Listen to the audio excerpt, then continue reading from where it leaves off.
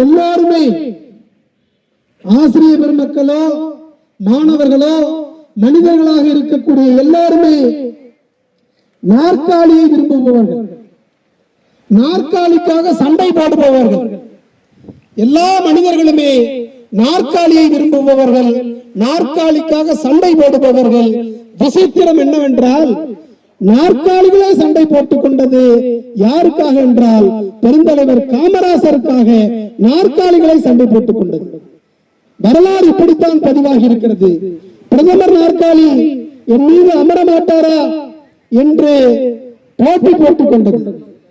பிரதமர் பதவி வரை தேடி வந்தது. தான் பிரதமர் பதவியை விரும்பவில்லை என்று சொன்ன ஒரு தலைவர் தான் நம்முடைய தலைவர். யார் என்றால் பெருந்தலைவர் காமராசர். மாணவர்களே, அகில இந்திய காங்கிரஸ் கட்சியினுடைய தலைவரா இருக்கிறார். அகில இந்திய காங்கிரஸ் கட்சியினுடைய தலைவர்.